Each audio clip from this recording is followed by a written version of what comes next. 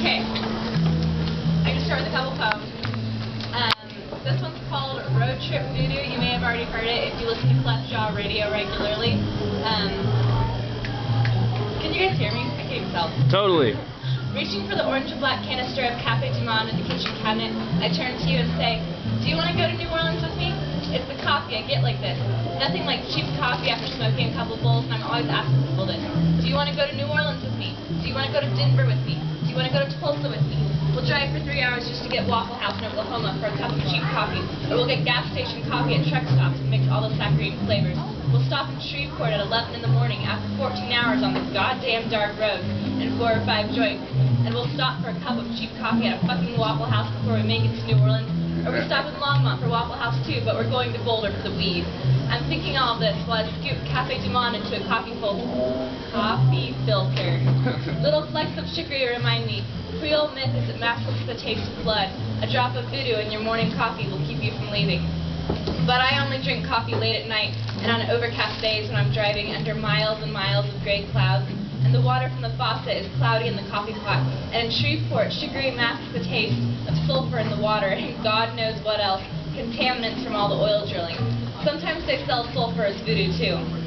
Do you want to go to Denver with me? Do you want to go to the coast? Do you want to go to Kansas City? Do you want to go to Oklahoma tonight? I'm always asking, and someone always comes along, and we come back. But I always leave again because I can't stand expensive coffee. Fuck yeah. Fuck yeah. Fuck yeah. Okay.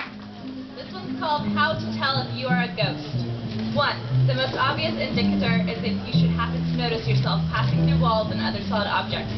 However, it's more than likely you won't even notice, so this isn't very helpful. 2. If you already have your suspicions, you might look in a mirror.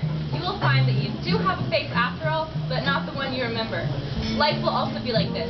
You will find yourself struggling to recall what season it is. It will take a minute for you to remember that October is the present month, because really you're lingering in June. 3. You may have heard that ghosts are transparent. You will be self-conscious about this. Don't worry, it's not the others that can see through you. Still you will feel it. At any moment you may come untethered and float away. 4. Yet still you dwell. In a familiar place you recognize no faces, least of all your own. See item 3. You persist in a time and space that no longer exists, leaving your body uninhabited. 5. You cannot move on. 6. The easiest way to recognize whether you are a ghost. Do you feel compelled to moan and shriek? Do you linger where you are no longer seen? Nothing to do but howl and push over tables, send forks flying through walls? And though a poltergeist is casually commented upon, no one pays you any attention. Do you shake your shackles in their face as if your imprisonment isolates them rather than you? Fuck yeah.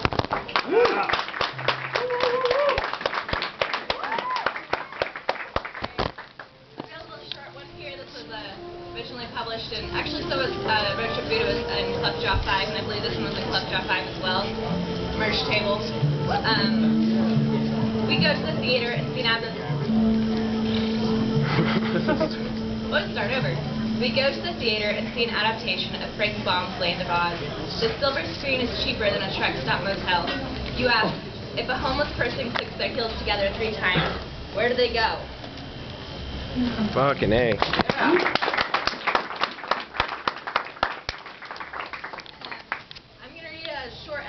From my book, Memoirs of a Homeless Bookstore Owner.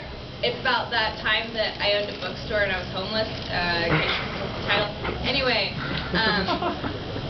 it's over there on the merch table. It's not a Kleft book. It's actually coming out through Unknown Press this month, but I have copies available anyway. And it's about a family that's living in an RV. It's the cover stuff where this starts off. People just aren't meant to live like this, John said, staring at the ceiling. They're just not.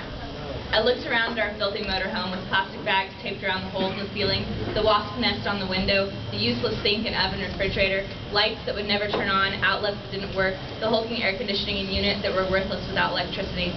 I thought of the filthy sink and toilet and shower in the bathroom, the water that didn't run. People have lived without electricity or plumbing for thousands of years, I said, stiffly, defensively. We can survive without a fridge or shower. John turned on his side to look at me. No, he said, I meant the fluorescent light. Somehow it hadn't occurred to me that it was bright as day in the Walmart parking lot. While working on the truck, it had been a benefit, but John was right. People weren't meant to live under constant light.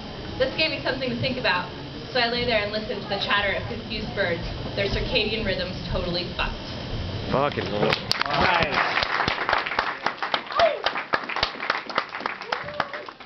Got more of this and other great stuff from other great people. Merch.